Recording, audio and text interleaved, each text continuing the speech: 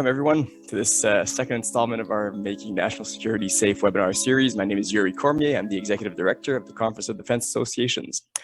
All right, I should probably mention that this speech might sound a bit familiar to those who were here 2 days ago, but this is a job we have to do, so let's go through it. So today we're doing a different topic, a broader topic, diversity as a force multiplier, during which we'll dive into a variety of questions, including, but clearly not limited to women in defense and security, recruitment, retention, and organizational cultures. So before I begin, I do want to take a second to introduce the organization. So the Conference of Defense Association is based in Ottawa. We've been around since 1932. It's an umbrella organization for 40 member associations who represent over 400,000 active and retired members of the Canadian Armed Forces. And our flagship annual Ottawa Conference on Security and Defense, which is taking place in March next year, will be the 90th anniversary of the event, and it's the largest of its kind in the country. So the Institute is a registered charity organization, and we conduct research, analysis, and educational programs. But above all else, we try to be a forum, a space where the community comes together, those who care about Canada's role in the world. We try to foster and promote a facts-based and rational approach to defense and security policy in this country. So with regard to the event today, what you need to know is you can submit questions to our panelists at any time. You'll just need to type them into the Q&A function at the bottom of your screen. And we also encourage you to read the questions, upvote them, and we'll try to take the best questions with the most upvotes so that the moderator can be sending them forward to our panelists. And I guess the final thing I want to do before handing it over to our moderator, Christine Whitecross, today is to thank Metro Supply Chain Group. They are the signature sponsor for today's event and the webinar series as a whole, as well as our organizational sponsors, RBC Insurance, ADGA Consulting Group, Dataminer, KPMG, Lockheed Martin, Logistic Unicorp, Raytheon, Thales, WSP, and our operational level sponsors, ATCO and Microsoft. And I guess the final thing that makes this event special is that we also have as a partner the U.S. Department of State in cooperation with the embassy here in Ottawa. So thank you to our friends south of the border for making this event take place. And so, yeah, our moderator today doesn't really need an introduction. I think everyone who's in attendance today is very familiar with Lieutenant General Christine Whitecross, who's the former Chief of Military Personnel of the Canadian Armed Forces. She was the first woman in Canadian history to reach the 3-star rank. In 2015, following a highly successful military career, when Lieutenant General Whitecross was commander at Military Personnel Command, she also took command of the Canadian Forces Strategic Response Team on sexual misconduct. And in 2016, she was appointed commandant of the NATO Defense College in Rome, Italy, and she retired from that, from the Canadian Armed Forces on her return in 2020. Now, luckily for me and my team, she's also a very valued member of the CDA Institute community. In 2018, she was the laureate of our Vimy Award, which celebrates a Canadian who has made an outstanding and significant contribution to Canada's defense and security and to the preservation of our democratic values. And since last April this year, she's joined the CDA Institute's board of directors. So thanks, Christine, for accepting to host the event, and the floor is yours. Great, thanks, Yuri, and welcome everyone. Good afternoon or good morning, depending on where you are linking in from around the world. As you've heard, my name is Chris Whitecross, and I'm absolutely delighted to be moderating the second in the webinar series of Making National Security Safe. Today, focusing, as Yuri has said, on diversity as a force multiplier or a force enabler. As you are all aware, national security is a state priority aimed at protecting the safety and security of its people and infrastructure, but it's also a broad field in industry with hundreds of career pathways and opportunities, many of which are not being proportionately taken up by women and minority groups. In both Canada and the United States, women and racial minorities remain underrepresented in national security and defense across government and industry. Gender balance and diversity across all sectors and at all levels is critical to achieving and sustaining peace in the field and has a tangible impact on operational effectiveness. Advancing a national security and defense workforce that looks like the nation that it is securing is imperative to maintaining our competitiveness and upholding vital society priorities. I personally believe diversity, and by this word, I mean that each individual is unique and recognized for their individual differences of race, ethnicity, gender, sexual orientation, age, religion, and others, is our strength. This diversity comes in many dimensions, and through these differences, through our strengths and weaknesses, we form stronger and better teams that think more critically and more comprehensively and more innovatively than homogeneous teams can ever do. Our foreign and defense policies must acknowledge and address any potential impacts of policies, programs, services, and other initiatives on diverse groups of women and men, taking into account gender and other identity factors. And this goes beyond gender, which in and of itself is no longer binary, and includes the examination of a range of other intersecting identity factors such as age, education, language, geography, culture, and more. There's mounting evidence that women's participation in peace and security efforts contributes to more effective responses to today's complex cases or crises, and women play a critical but underutilized role in preventing conflict and sustaining peace. At the same time, sexual and gender-based violence in conflict is widespread, and women continue to be marginalized in peace and security processes. In this context, the Women, Peace, and Security Agenda, with its focus on women's participation, security, and empowerment in global efforts to prevent and resolve conflicts, remains a critical tool to build more peaceful and inclusive societies. I know that today's panel will help us to engage in this discussion of why diversity and inclusiveness are important in our armed forces and in the greater defense and security realm. We will be touching on the topics of recruiting and retaining high-quality people for today's complex security environment, of cultural transformations of national institutions, including our armed forces, and of the impacts of the UNSCR Resolution 1325, and work to integrate a gender perspective into NATO operations, along with social, cultural, and institutional barriers and gender dynamics.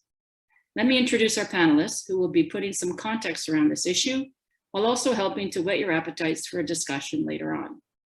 To open the discussion, our first panelist is Rose Gottmuller, who is the Frank E. and Arthur W. Payne Distinguished Lecturer at Stanford University.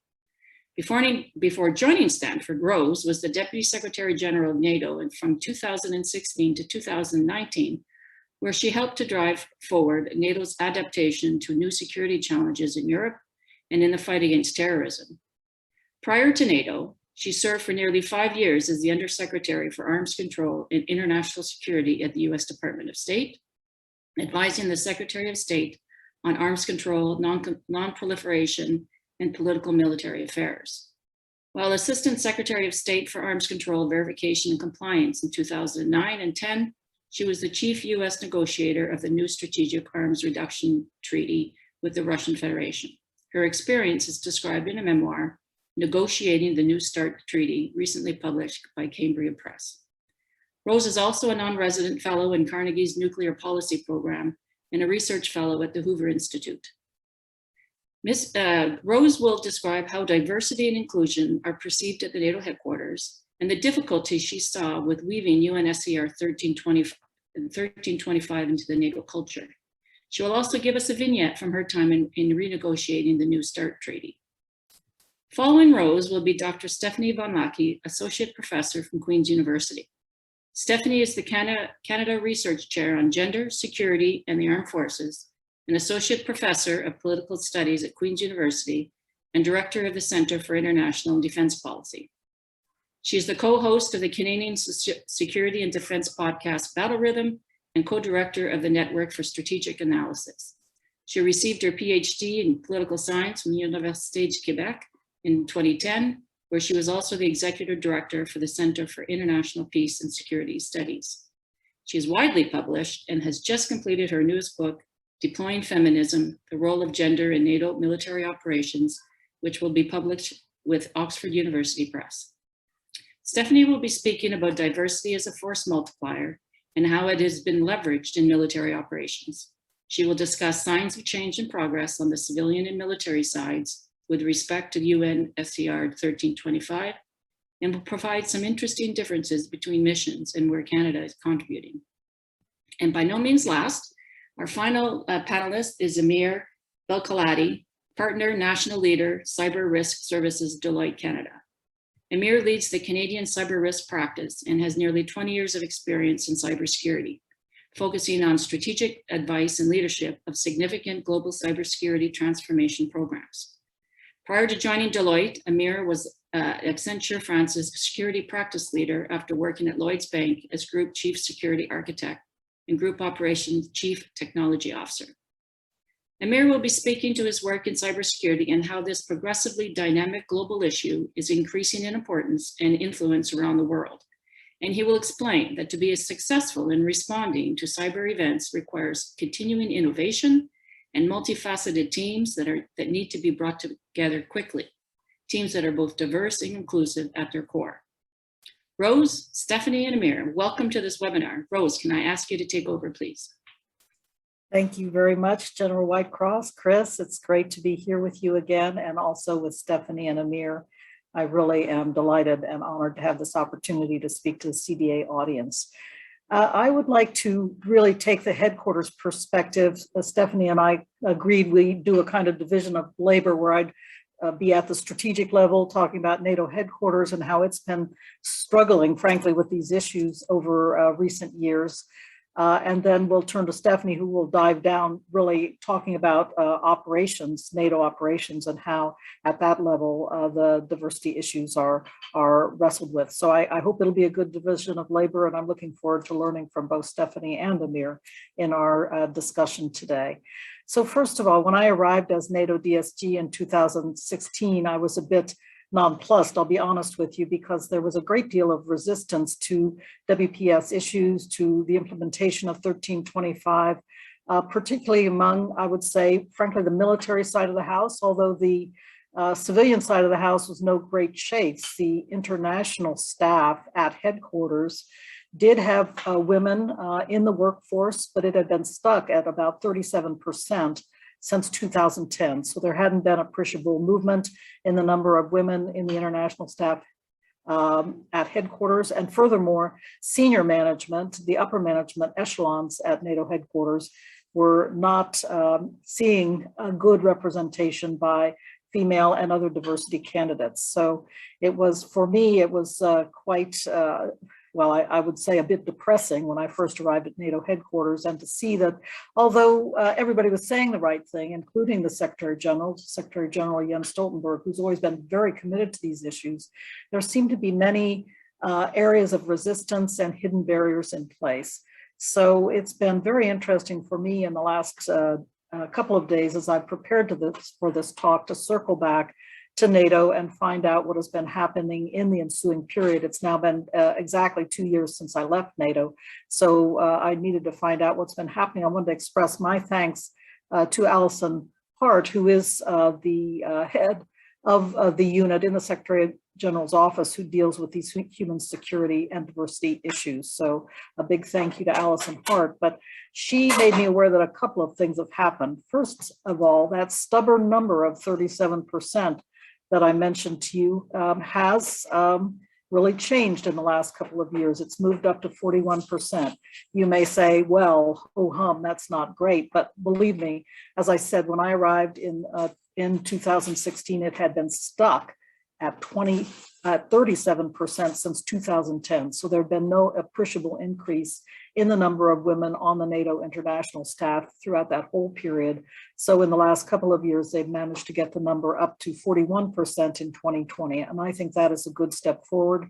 My experience at NATO was that there were many talented women in the lower echelons and coming into middle management echelons, a lot of talent and a lot of smarts, and we needed to see that further diversified.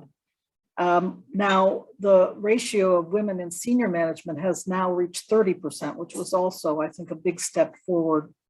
It was important that I was the first female named to be Deputy Secretary General, but I was a little lonely at the top, I have to tell you, for most of my time at NATO. But now a number of the Assistant Secretaries General are women as well, and other senior management positions have been taken up by women. So I'm glad that that recruitment policy, which again is very much at the heart of Secretary General Stoltenberg's approach, is firm and is seemingly bearing results at this point. I will tell you, not so privately, I've made my view known that I believe the next Secretary General of NATO should be a woman. Secretary General Stoltenberg will be finishing his tenure in the coming year, and so there will be a search for a new candidate to succeed him. And so I appeal to my Canadian colleagues, if you've got some good candidates out there, please do let it be known. The other thing is that we've had to address barriers to women's entry and retention. I know Amir is going to talk about this quite a bit in the cyber arena, but frankly, here too, NATO has not done very well over the years. There is no daycare center at NATO, for example, and constantly there was an argument that, well, there were too many liability problems or not all member states supported it. Don't forget that the newest members of NATO, many of them from the Warsaw Pact, the former Warsaw Pact, did not really have women serving in their militaries except in certain exclusive areas like communicator or medical officer. So there were not really many opportunities for many of the former Warsaw Pact countries to really grapple with these issues. And so for many of them, the thought of bothering to have a daycare center at NATO seemed like a useless expense, so to say. But those are some of the issues that we've had to address at NATO in terms of women's entry and retention. To be honest with you, I've asked for an update on that project. But because of COVID, it did get slowed down, as I think has happened for many of us. Many of the major issues to do with employment practices have gotten interrupted or slowed by the COVID pandemic. Now, another area that's interesting and in some ways seems a little funny, but I think it's important to create guidance on using inclusive language to change how the organization communicates. Now, this is a big change from my perspective. The senior military figure at NATO headquarters was always called the chairman of the military committee, the chairman of the military committee. But in the last year, in the review of all language at headquarters regarding issues of inclusivity and so forth, that term has officially been changed to chair of the military committee. Again, it may seem like a small thing, but to me, it is a sign and a clear signal that NATO is starting to get its head around the fact that these issues of inclusivity and retention and gender diversity, as well as other kinds of diversity, need to get attention not only at the top, but throughout the very fabric of the headquarters. Now, that's about headquarters. What about the situation in the NATO allied armed forces? I already mentioned the differential in the former Warsaw Pact states as they came into NATO. Many of them had simply not approved a number of positions, certainly not combat positions, for women to serve in. I know that Canada sustains a policy of all positions are open for women to serve. I think that is excellent, and Canada is a model in this regard. But for many of the former Warsaw Pact states, it's been a hard struggle in cultural terms to open up positions in their armed forces, more positions in their armed forces, but they are starting to do so. And I think just this past week, I should say a couple of weeks, the Director General of the International Military Staff at NATO released a summary of the national reports from 2019, so it's already a couple years old. But a key data point here was that on average, the percentage of women serving in NATO member armed forces has doubled from 6% in 1999 to 12% in 2019. Again, you may say, well, that's not that great a percentage overall, but I'll tell you again, when I was DSG of NATO, in many of the member states of NATO in their armed forces, the number of women participating in these armed forces were stubbornly still remaining at single digits, 6%, 7%, 8%. To have the average now at 12% in 2019, I think is a significant step forward. And it shows that more nations have put measures in place to recruit, and retain women in their services. So this is an important step forward. But as we're supporting this kind of diversification in our armed forces, I wanted to take note, and I'd welcome more discussion of this during our Q&A period. It's vital that we not only remove barriers to participation, but that we have to take a fully inclusive approach.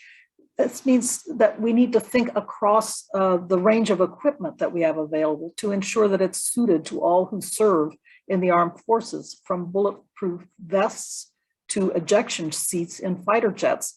One size does not fit all, and in fact, some of these capabilities that were designed initially for men have turned out to be dangerous for women. And they're like the bulletproof vests, for example, are oftentimes too heavy for women. They're not designed properly for them, and they can result in spinal injuries. So it's very important to think through everything to do with inclusivity. And so NATO is addressing this by requiring that all capability development with NATO common funding be assessed through a gender lens. And so every time we are thinking inside NATO about developing something like a new piece of protective gear for soldiers in NATO, it has to be considered with that gender requirement in mind. So I think that is also an important step forward. Again, I see improvement from the time I was NATO DSG, but it's not all of the story. And I'm happy to talk further during our discussion about how NATO has approached 1325 in terms of its outward reaching policy. In Afghanistan, we were doing quite a bit prior to the withdrawal, but in other sites and other NATO operations like in Kosovo as well.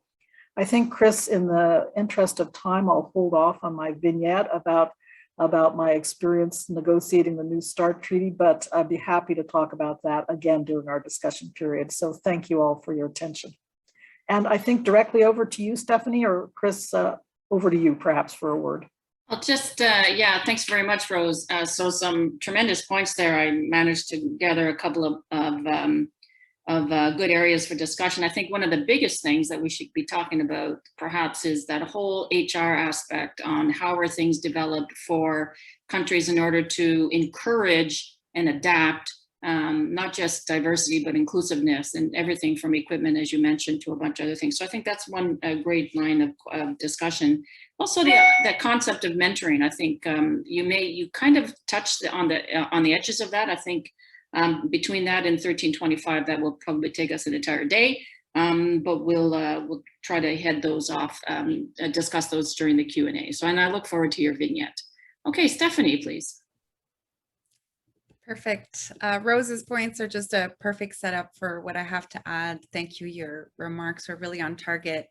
And I want to start by maybe circling back to one of the main ideas behind this webinar, the idea that diversity is a force multiplier, because this has acquired, I think, a rather unique meaning at NATO, but also within the Canadian Armed Forces. And what it means is that the armed forces will achieve greater operational effectiveness if they change their internal composition from a homogeneous force to a diverse one. And by diversity here, we can point to several identifiers like gender, ethnicity, race, indigeneity, but we can also add to that professional diversity, civilian, military, rec force, reserves, Air Force, Navy, Army, etc. So to me, the very phrase diversity as force multiplication, which is the phrase that's employed for this webinar, is really evocative of how dramatically norms have shifted in the security and defense sphere. And I absolutely take Rose's point about how frustrating the day-to-day must seem in terms of the pace of change. We're all impatient for change, but if we take the long-term view, decades, I think the change is palpable and tangible. And I just wanted to highlight a few of those areas. And keep things light and optimistic on a Friday afternoon. Let's just think about the integration of women in the military for a minute as an example. In Canada, we don't have to think all that far back, the 1980s, to remember that there were strong objections to having women in combat arms on the basis that it would undermine operational effectiveness. And now what's interesting is that the opposite argument is being made, that women improve operational effectiveness because of the gendered dynamics of war.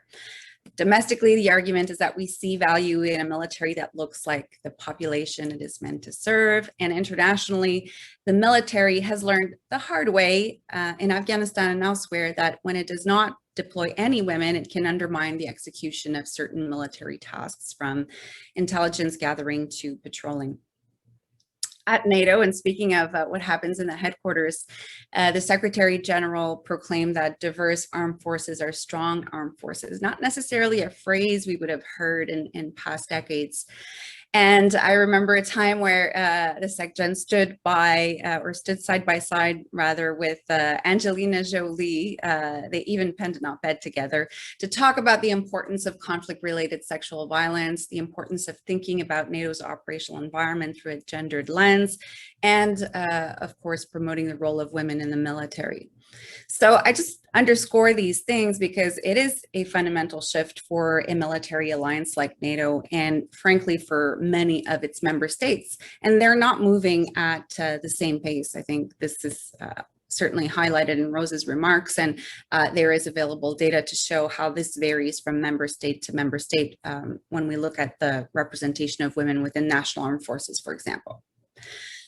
The most visible manifestation of this NATO commitment to diversity and to integrating a gendered lens, other than the SecGen's statements and summit communiques, is probably NATO's policy and action plan on women, peace, and security, and its corresponding bi-strategic directive on the military side to integrate a gender perspective, if we're using NATO parlance here, in the operational planning process. And I acknowledge that there are lots of challenges with the women, peace, and security agenda at NATO and how it's being implemented. But I want to point to a few areas and signs of change. It goes even deeper in a sense than those policies and action plans and directives when NATO, for instance, adopts a diversity strategy. Again, something that Rose alluded to. And this is overseen by the international staff to basically improve NATO's hiring practices and encourage greater diversity. Operationally speaking, NATO has adopted a gender structure and deploys gender advisors on all of its operations. It's not just what's said, what's written down, but it's also translating into practices. Then I was wondering, at different levels of how NATO works, how does this really trickle down to the tactical level? Since we're talking about operational planning processes. And this is really what I sought to understand in my forthcoming book, Deploying Feminism, by comparing Kosovo, Iraq, and NATO's activities in the Baltics through enhanced forward presence. I was lucky to get the field work in right before COVID hit. In K4, soldiers on patrol establish connections with women's groups and NGOs because they have good knowledge of the area, but they can only really do so if they patrol in mixed gender teams, given the situation. And these liaison and monitoring teams then compile monthly reports on gender perspectives, which support command team assessments at K4 headquarters. In Iraq, women, peace, and security objectives were embedded from the start within the NATO mission in Iraq's operational design. And I think this is a very significant milestone for NATO. There was a dedicated line of effort from the start with regards to integrating gender perspectives. This has a direct bearing on the military tasks that are carried out there, specifically in the design of curriculum and training schools and education institutions in Iraq. I'll mention here too that Canada, of course, contributed directly to laying very strong foundations for that by providing the two first commanders of NMI, NATO's mission in Iraq. With enhanced forward presence, very different type of mission there, in fact, a NATO activity, battle group commanders leverage national and NATO guidance on gender perspectives to use all relevant data with regards to the different segments of the population and the impact that battle group activities have on them. I think it's important to recognize that these forward deployed battle groups have an impact, have a footprint in the allied nations that host them. So these are just a number of tangible examples to illustrate exactly how NATO has adapted its practices, recognizing that this notion that diversity can improve operational effectiveness is recognized not only on paper, but in the way that military tasks are carried out, and also entails a different way of working by this incorporation of a gender perspective across planning, tasks, and execution. On the civilian side, NATO has done much awareness raising, and I alluded to that earlier within the headquarters and with its member states and partners and with other international security organizations. And I think that continues to be important to socialize these norms around women, peace, and security. So I do believe that the discursive shift is important. The talking part is still important. The doing part is more important, but what people say does matter. And on the military side, operational planning processes have been adjusted accordingly. Commanders understand that there are expectations now coming from Brussels and SHAPE about integrating a gender perspective across military tasks. And often that means leveraging diverse teams for the fulfillment of those tasks. Now, if I'm providing a sober assessment of what that means on the ground, very often that diversity isn't there on the ground, and that inhibits the accomplishment of certain military tasks. Just think of key leader engagements. If there aren't any women on the ground to engage with female leaders, women's groups, then that is a constraint on the mission. So I've painted a rather optimistic picture. I've tried to focus on operations, missions, and activities, but I don't mean to suggest that there's no resistance. There is. I don't mean to suggest either that everyone is a champion of those changes, because they're not. And I saw how hard the job of a gender advisor can be when they're trying to, first of all, explain what their role entails, and then trying to provide both internal assistance to the contingent and also make meaningful connections with external stakeholders to provide support to the command team. So I do think there's merit in taking the longer term view, and this is what I try to do, because I, as a political scientist, thinking back on the last decade of what NATO has done, I think the adjustment has been significant and fairly institutionalized, and it is having a tangible impact on both policy and operations. The way ahead will be arduous, but I wanted to highlight that, especially on the road to the new strategic concept for next summer. Thank you. A lot to think about there, Stephanie. So thanks very much. And I think some of the things that, again, that we'll try to glean out in the question and answering period is certainly that 1325. How has it changed? How is it actually influencing the changes that you're talking about, or is it? As well as, what is that advice you can give commanders on the ground to help them to sort of have that eureka moment that this is important and this needs to be done. This needs to be almost encouraged at the lowest levels, so that diverse and inclusive groups are actually the mainstay, not of just of our military fighting forces, but certainly of all of that, whether it's in a boardroom or an academic environment, it doesn't matter. And the future conflict, I think that's another area that we can really talk about in a moment. Okay, with that, Amir, if you wouldn't mind, please. So thank you, General.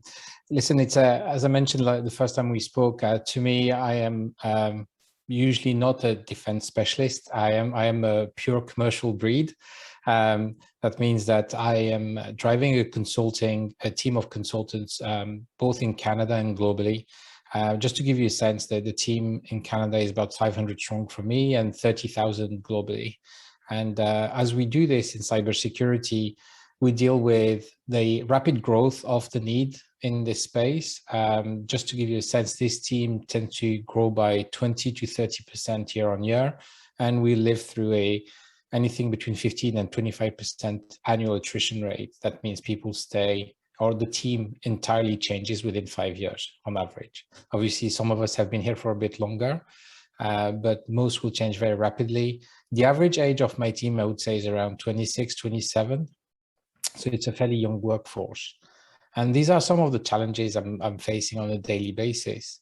And the reality for us is that we maybe stumbled upon this issue of diversity. First, like all of us here, we had to deal with the issue that typically in cybersecurity, you relied on the experience and expertise of your people that tended to be coming out from an engineering background, so deep technical people. And if you look at the engineering schools where we would hire traditionally, it would be 95 to 98% male and 2 to 5% female that you'd find in our traditional sources of hiring. So that deep expertise led to a workforce that's in majority male. I think there are a few reports that would say that in cybersecurity in Canada, we have an average of 10 to 15% female in the staff. So we were facing and grappling with the same issues as I'm hearing today. I think what I'd like to share is really the realization of the need for the future workforce. And at Deloitte, my team, but also in consulting more generally for cybersecurity, we are highly outcome driven. We have to be agile. We have no choice but to go faster than the competition, but also in cybersecurity than people who are attacking us. So in that context, we've realized the importance of not only having a diverse team, but having an inclusive team. And the point of inclusion for us is really one where you would put aside or set aside the level of expertise you have individually and take into account the perspective of others and how you welcome that thought.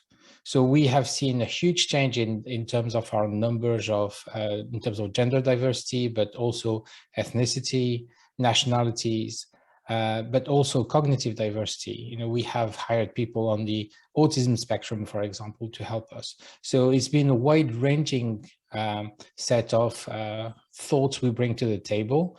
And the hardest part we're discovering is the one where you have to allow room for each to feel safe, to have a different perspective and take that on board. But what we've quickly realized is if you achieve that level, you can move so much faster than others.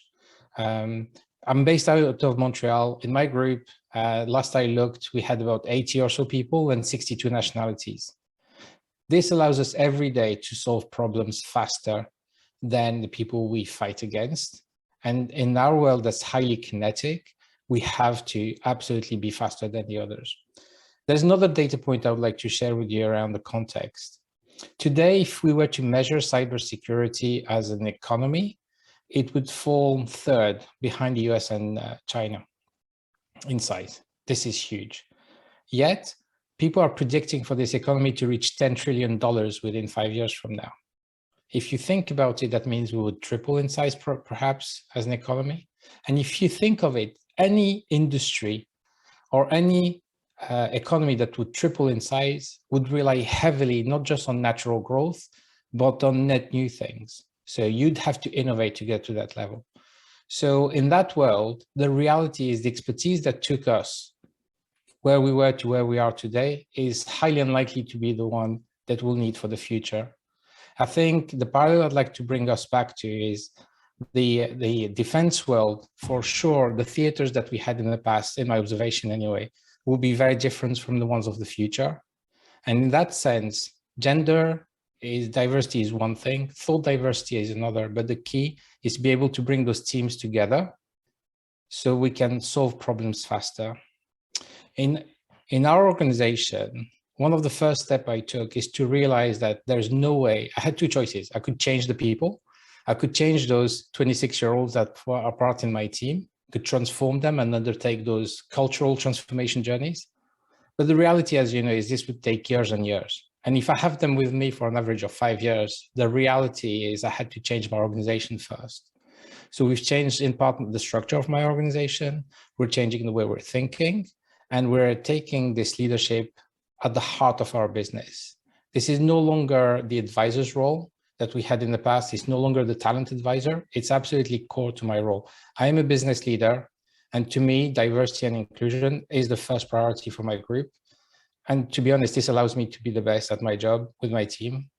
And that's what I would like to encourage everyone to think about. Outcome-based is more important than who you are, and put yourself in a setting where you can enable the organization. In my view, this is the new role that a cybersecurity leader should undertake. And I'd love to see the parallels between the current state that you have heard today and you've shared and where we can take these are defense organizations. Thank you. Thanks, Samir. So we sort of spoke to Rose in terms of more strategic, and then Stephanie took us on a walk through almost the operational level into the tactical level of actual conflict areas. And then Amir, you took us on a path talking about how innovation is really only there if you allow it to come from an inclusive environment where you actually make the people feel comfortable. Instead of changing the organization, instead of changing the people, you change the organization in order to encourage these people to come forward and to embrace them. And I like that comment you made, outcome-based is far more important than who you are. So there are some questions in the Q&A, but I'm going to take the liberty as the moderator to ask the first couple of them. And I'll ask this of all of you, but in the last couple of minutes, I'm thinking more along the lines of there is a general, I wouldn't say consensus, but there is a general thought out there that, things are changing, and diversity and inclusiveness, for whatever you define that as, is actually a fairly consistently good idea. But there are some naysayers, and I think both Rose and Stephanie, you've alluded to that. So what is it that people can do to help inculcate this sort of idea in those who don't necessarily really haven't embraced it yet? Anyways, anybody want to take that first? Well, I'll just say, I think the biggest enemy here is blindness, and blindness in the following way. I'll come back to the example of the equipment redesign. Everybody, embrace the notion of women, smaller statures, and Chris, you've been through this yourself, having served to a very senior level in the Canadian Armed Forces, smaller stature, different skeletal structure and so forth, not being able to support the heavy protective gear that had been designed with men in mind. So it's blindness, but it's not malign blindness. It's just like, well, this is the way we've always done it. And what? You mean we really have to think through everything like our fighter jet ejector seats so that women don't get smashed when they have to eject, these kinds of things.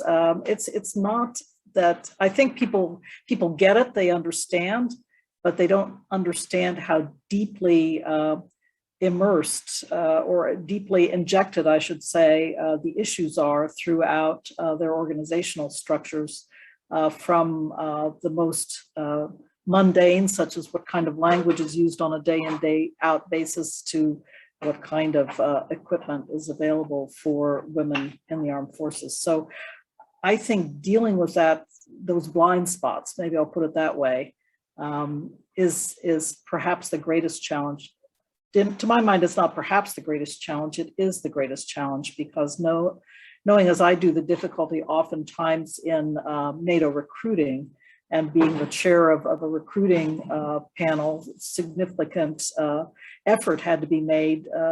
As many of you know, I've spent a long time negotiating in my career. Significant effort had to be made, oftentimes to just work around the kinds of buried blind spots in the recruitment process too. Yes, recruitment is supposed to be more women, more diversity, but then in how we went about recruitment was tending to push diversity candidates to the bottom of the list for interviews and so forth. So we needed to work in that arena as well.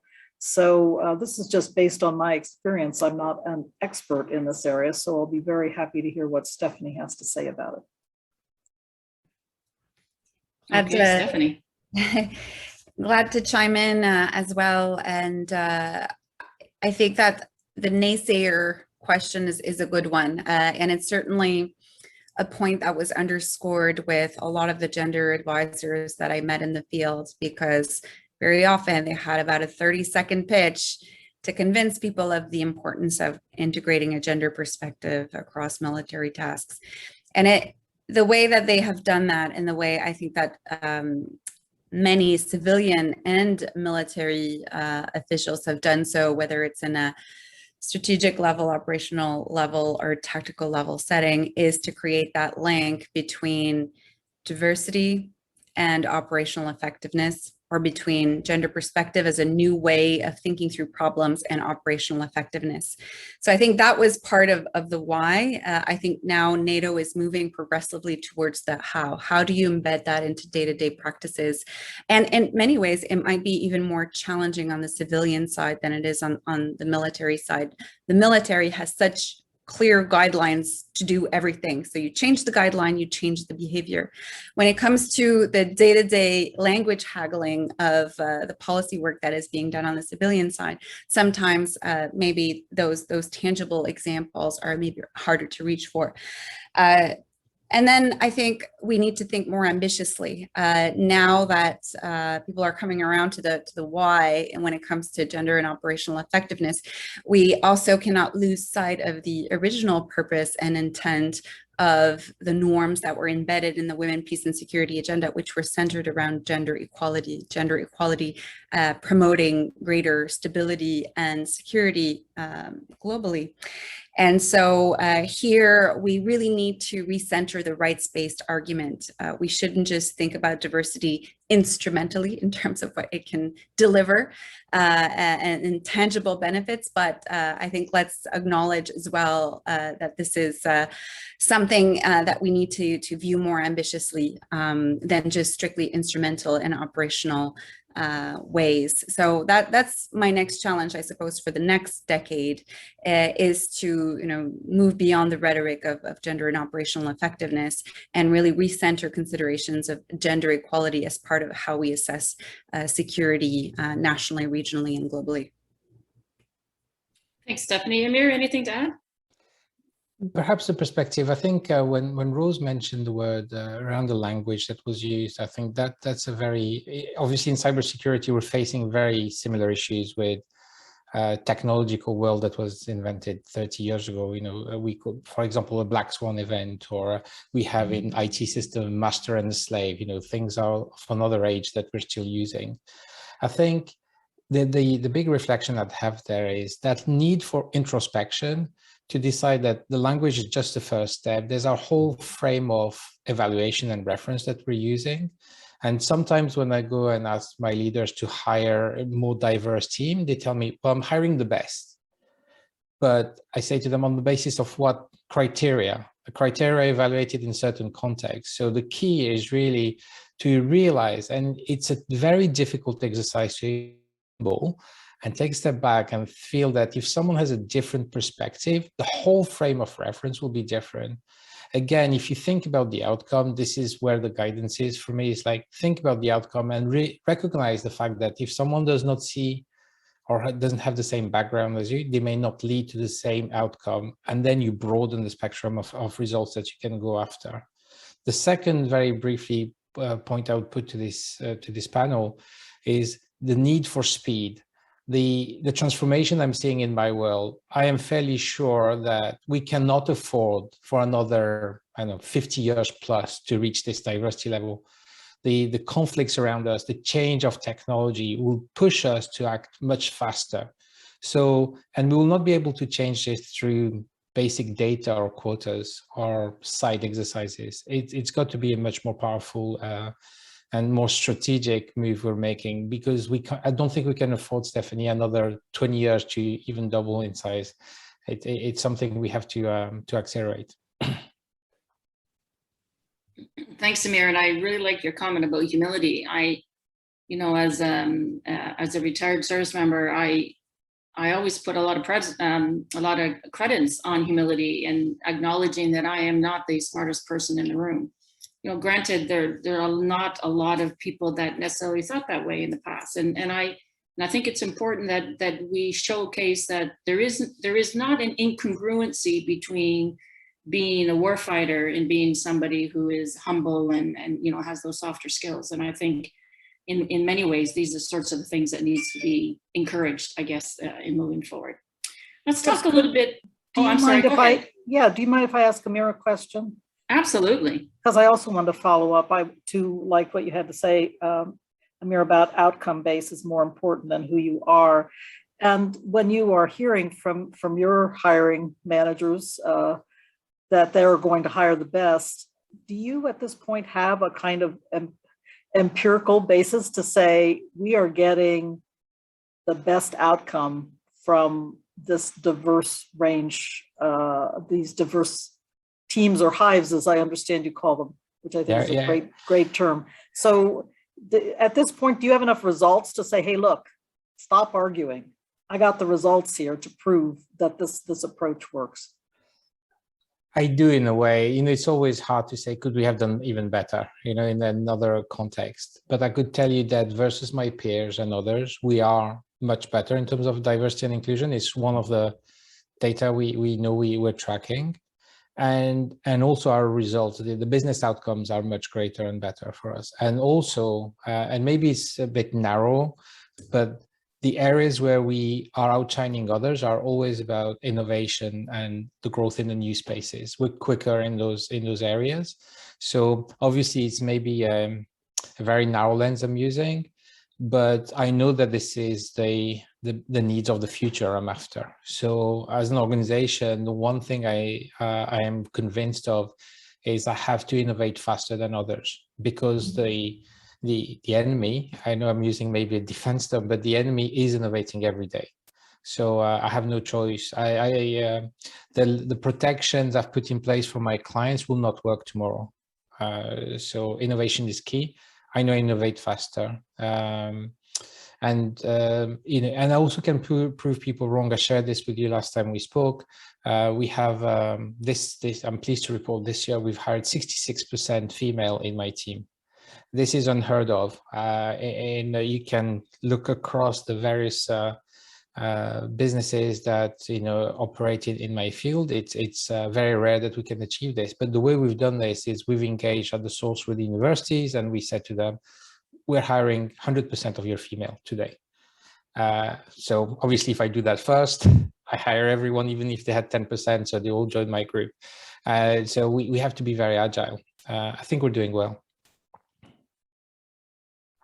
I think agile is a great word there, and I suspect that being a little bit draconian as well is probably going to be helpful if you're really going to try to get those results that you need today or tomorrow for the problems that you're facing. Let's talk a little bit about 1325, if we can. And I can't remember, it's probably quite a couple of decades old, and has it really changed? Has it really been the instigator of change that it was anticipating back in the beginning? Stephanie, have you got a comment on that? Yeah, I have a comment on that. Thank you. And a lot's changed since the year 2000. And I think we have to think back about what motivated the adoption of Resolution 1325, and a lot of women's groups and civil society activists were behind that. And I think one of the areas where we need to pay attention and where we should be a little bit worried is in this militarization of UNSCR 1325 and the broader women, peace, and security agenda. There has been such a big focus on increasing the representation of women within the military, within security forces, both in terms of the deployed forces, but also in terms of the security forces of the host country, that sometimes I think that we lose sight of the security outcomes that the Women, Peace, and Security agenda was meant to support in a more holistic way. So I would like these conversations on 1325 as well to be more multidimensional, and to think about the broader tool set that the international community, including NATO, has at its disposal, from diplomacy to development. And then, of course, defense is a big part of the equation. The military is always there to provide a security space for these other activities to take place, and that remains essential. But I think that when we look at how 1325 and follow-on resolutions have often been implemented, it's been perhaps overly securitized and militarized in a way that the civil society activists and feminist groups that participated to the initial conversation would find slightly unpalatable. So this is just a note on how the agenda has evolved, what motivated its creation, what kind of energy surrounded its adoption back in the year 2000, and where we are now in 2021. If I could just add a word, I'm putting into the Rose, you're. I just noted I've managed to mute myself again. Now I'm unmuting. I wanted to put into the chat a fact sheet from NATO again. Thank you to Allison Hart for sending this along.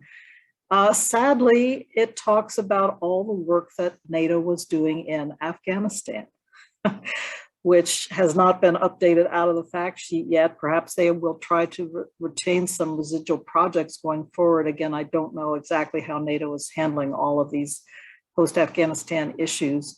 But to Stephanie's point, a lot of the work that NATO was doing in Afghanistan was, for example, to try to facilitate the ability for Afghan women to vote in upcoming elections in Afghanistan, and paying a lot of attention, trying to pay a lot of attention to those kinds of issues.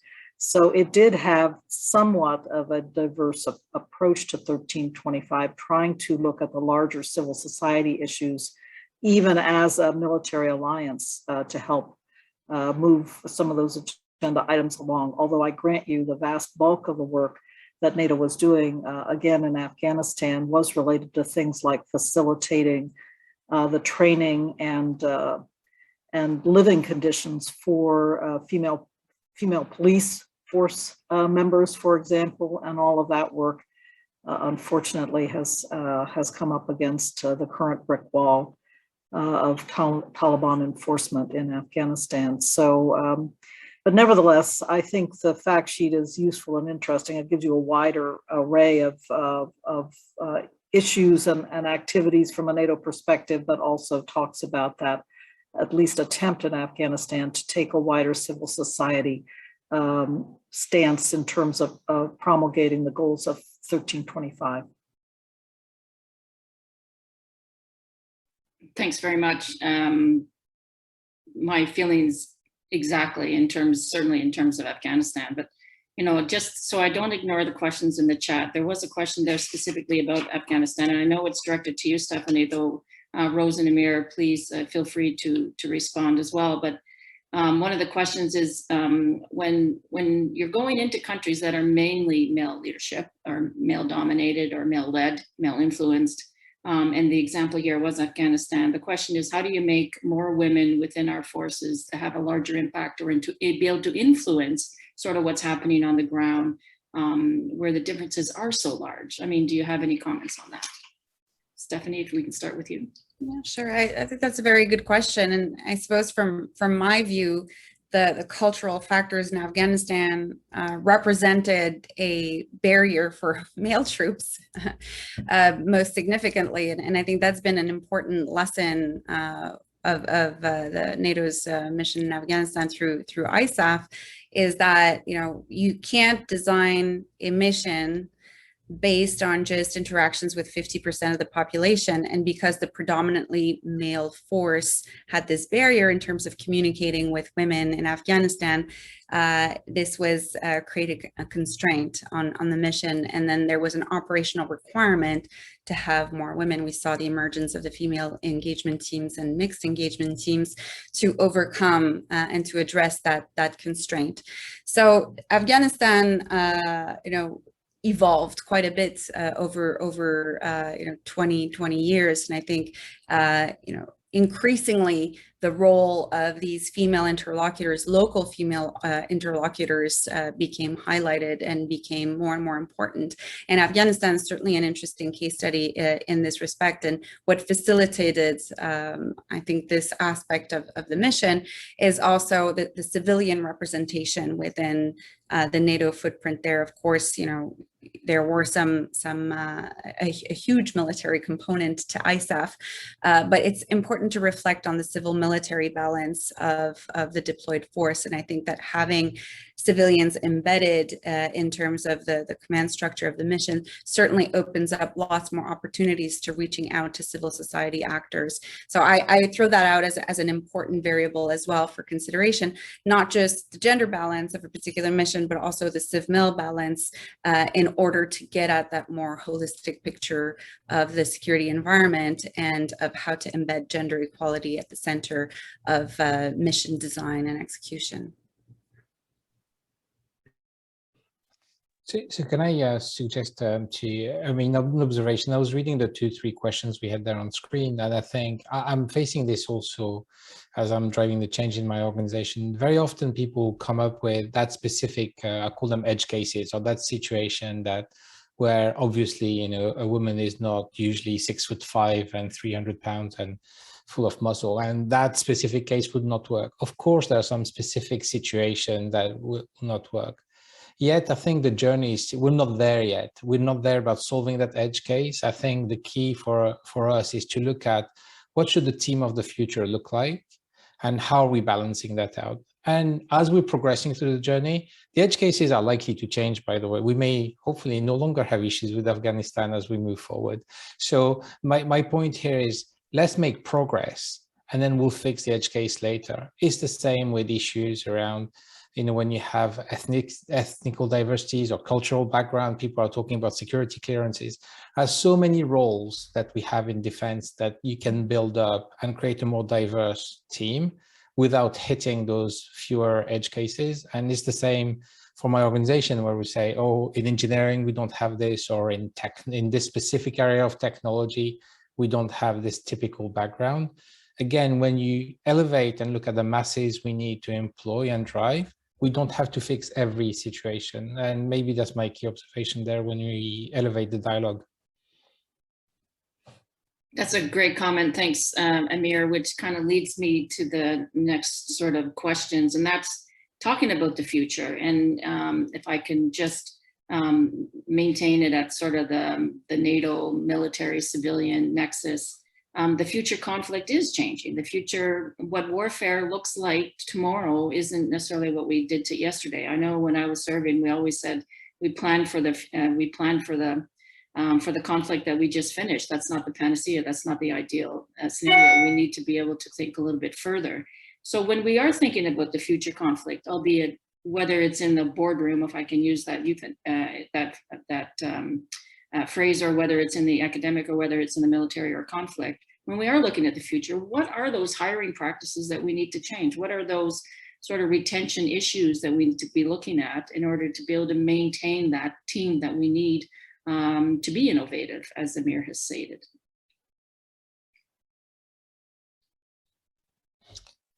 I can start, because I think you will go to NATO after. I think I could say I've recently run a program for my global workforce. This is the 30,000 people we have. And we called it the talent value proposition. What prompted us to go through this program, it's COVID. Our job has completely transformed over the last 2 years. What our consultants used to have, if you think about it, is a lot of travel, those nice hotels and planes and airports, and then stay out during the week, come back at home at the weekend, and they had a very social life. With COVID, this has completely changed. So the value proposition we had was changing. And therefore, what we decided to do is go through in our consultants, we have a framework, we call it the simply irresistible organizational model. And what this is about is really both an introspection as to what do our leaders think we're giving as an experience to our staff, and then what our staff thinks they're receiving as an experience. And the third aspect is what others from the outside in look at us and think we're doing.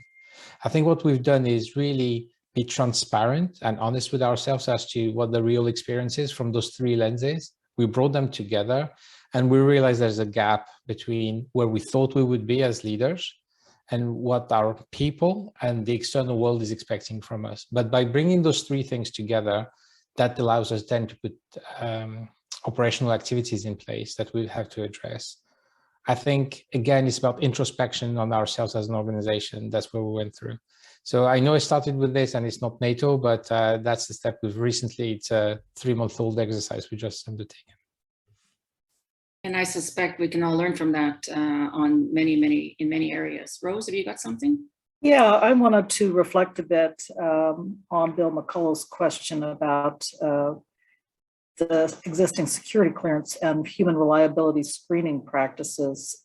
I don't think, Bill, that that's necessarily a gender issue. In my view, women often are better at passing through those securities, at least in the United States, security clearance processes and reliability screening. They don't get up to so many tricks in college and university, perhaps, as some of their male counterparts. But I did want to say that I think as we are looking to the future, we are going to have to consider what will draw young people into government service. Again, I'm speaking for the United States here. Perhaps you'd like to comment, one of you, from a Canadian perspective as well. But just the fact now that federal law is so different from state law on marijuana use.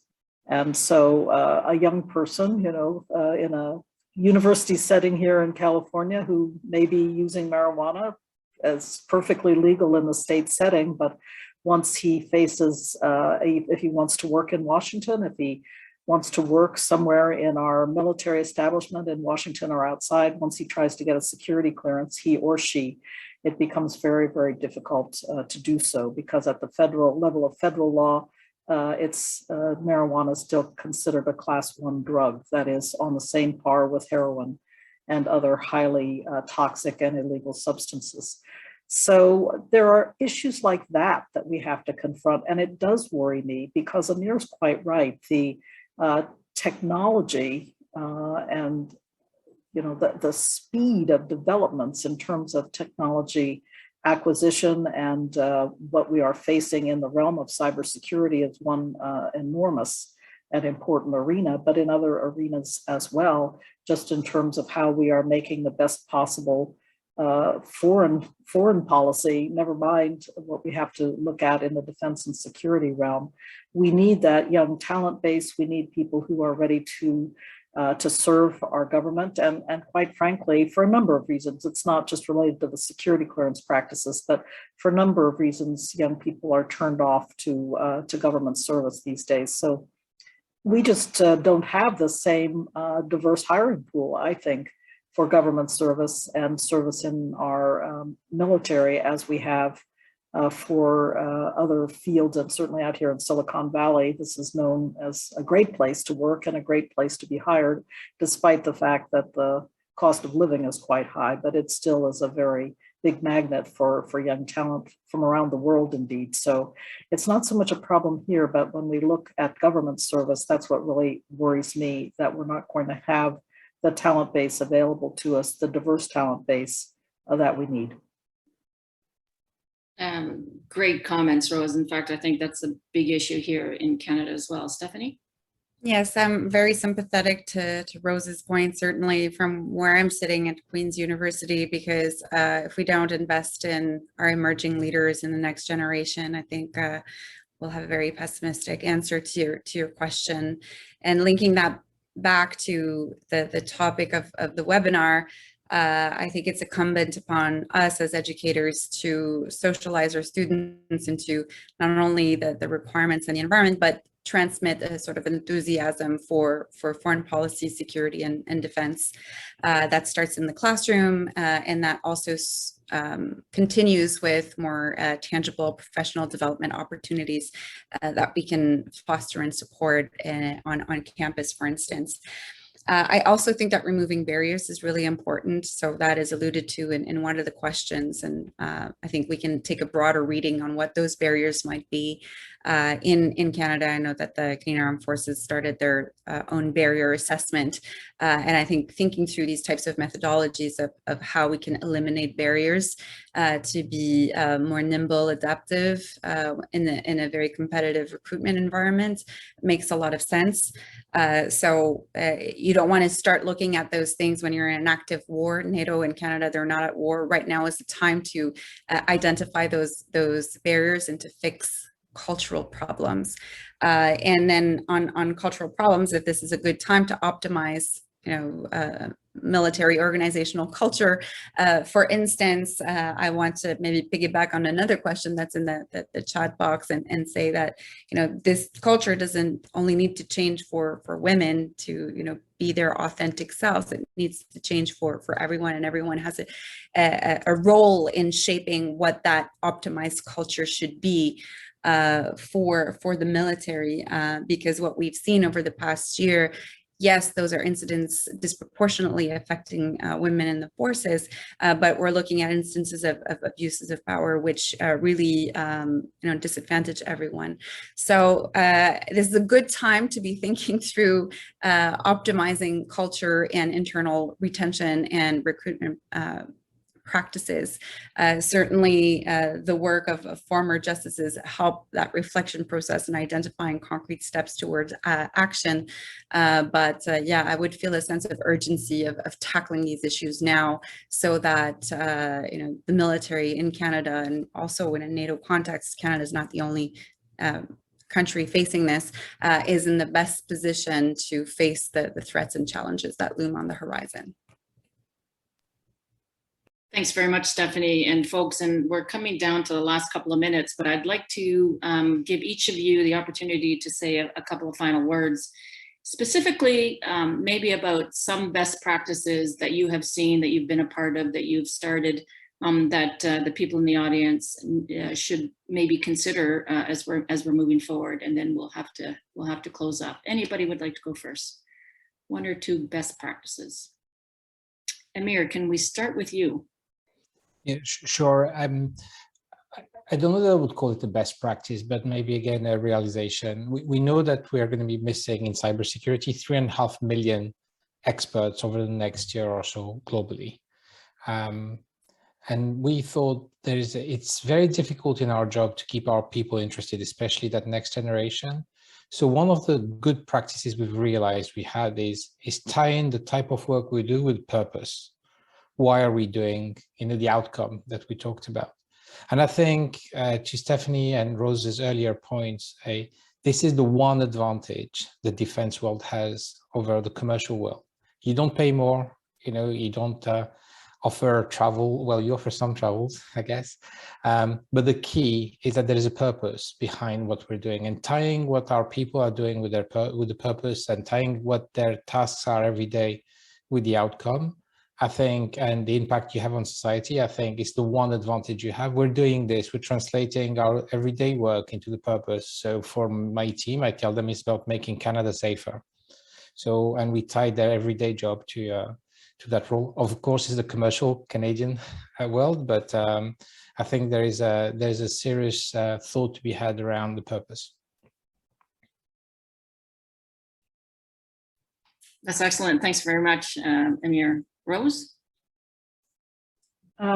Yes, and I thank you, Amir, for that reminder, because it is indeed what brought me into government service all those years ago was the notion that it was so important. It served a purpose for U.S. national security in my case. So I think that is right, and that is very, very important in how we talk about service to our young people. But I wanted to link that to what I consider my best practice in every way that I can promulgate it, and that is mentorship, and working to try to ensure that young people are encouraged to step forward, both for government service, but also to work possibly just in the area of policy formulation outside of government. And here I am at Stanford today, where not everybody is going to want to go into government service by a long stretch, and several will take up academic careers, as Stephanie has done. So I think that to the degree